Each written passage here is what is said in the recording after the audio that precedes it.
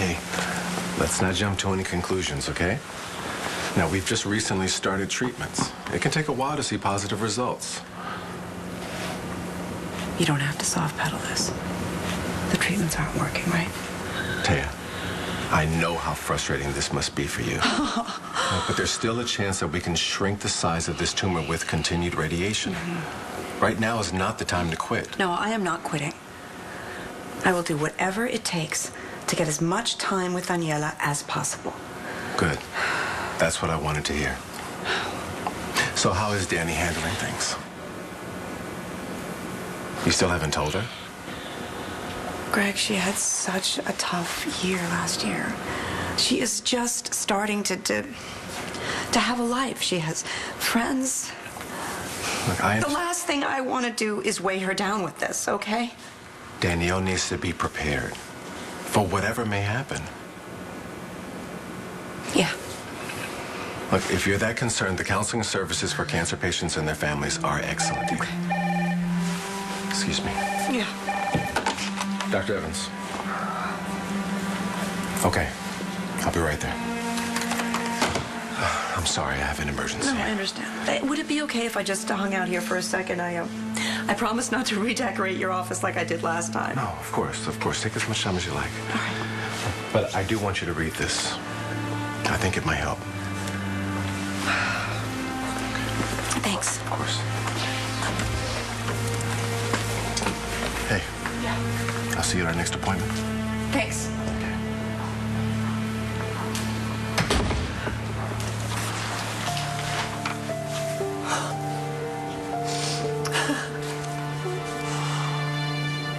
Cancer.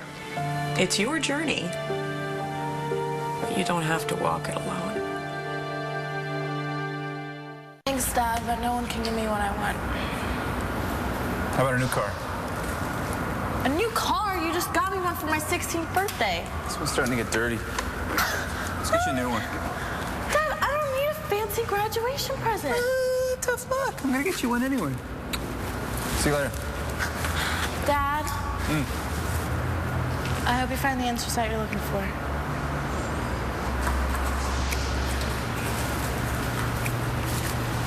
Of course, no signal. Delgado, what are you doing to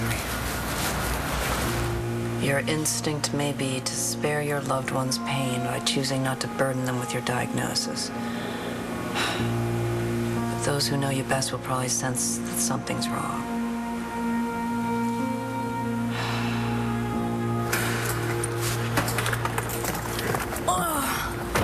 Okay, I hope you're ready to go home. You're already asleep. So much for Mommy getting work done during your nap time. Okay. No. Oh. Great. People who love you want to help. You can ease your burden by sharing it with someone you trust. Someone you trust.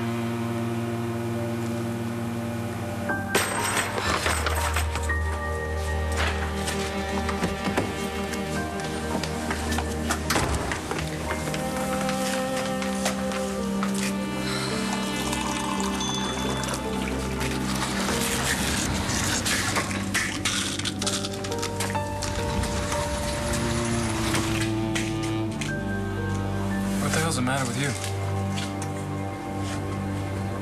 Darling, I was feeling very tense. The operative word being feeling.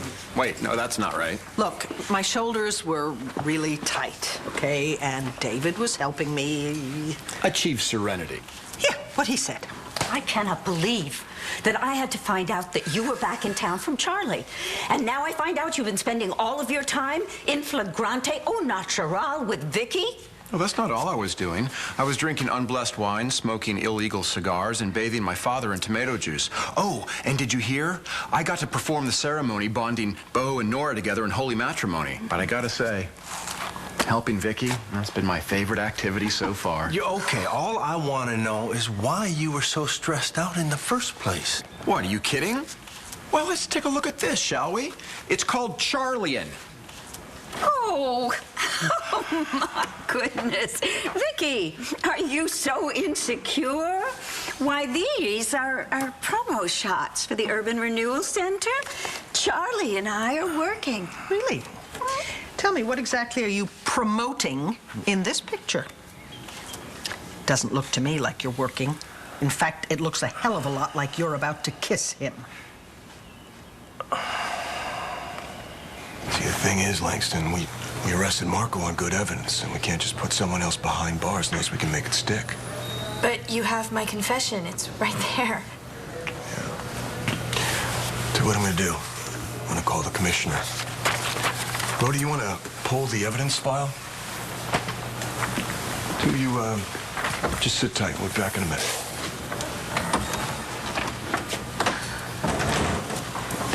Langston didn't know which award Ford was clocked with. She also didn't know what angle or how many times. She's lying. I know. Which is why we're not going to call the commissioner on his honeymoon. No. You know, look, I know they don't want to tell us the truth, but I'm pretty sure they're not going to lie to each other. Marco, please say something. You confessed. Yeah. Even though we both know I didn't do it. Let me see his numbers. What's going on? Welcome back, Mr. Ford. I'm Dr. Evans, and I'm going to run a few tests. Call the police. Detective John McBain wanted to know when this patient regained consciousness. Right away. Okay, I'm just going to run a quick examination here.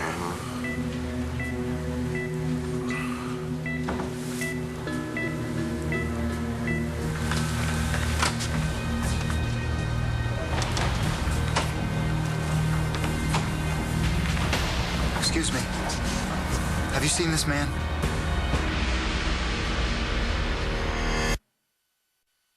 Oh, that Jack. Oh, wow. I tell you, the acorn doesn't fall far from the tree. It's apple, not acorn. No one asked you. I cannot believe that imp sent you that photograph. Well, he didn't. The tree did. Todd. Oh, well, my point entirely. Todd will do anything, misrepresent the truth to get me in trouble. And Todd will do anything to protect me. Todd may have sent that picture, but he certainly didn't pose it. You look awfully chummy there with Charlie. There's a perfectly good explanation for that picture. Really? We're all ears. All I'm saying is there was no kiss. And I swear on my life, I never had any intention whatsoever of kissing Dorian. I know that, darling. I know that. Thank you. What about you, Hot Lips? What's going through your mind? Why'd you tell the police you tried to kill Ford if you didn't? Isn't it obvious? I didn't want you to go to prison. So, when you're willing to go to prison instead? This is probably just your guilty conscience talking. Marco, I will be sorry for the rest of my life for hurting you. Marco just told us he didn't do it. Then how'd he get Ford's blood on his shoes? Look, I don't want to talk about this right now. Then when do you want to talk about it? You won't return my call. Marco claimed he went back to Ford's apartment to confront him. The door was unlocked. Not here. He went inside and Not found now. him. Maybe not ever. Why didn't he call 911? I thought this guy was dead. You know, he knew how it would look. So he panicked. You think he's telling the truth? No matter how pissed off Marco is, there's no way he let Langston take the fall if he's guilty. Look, I know that you're probably really mad at me and at Ford, so I understand how things might have gotten out of hand that night. That son of a bitch got what he deserved.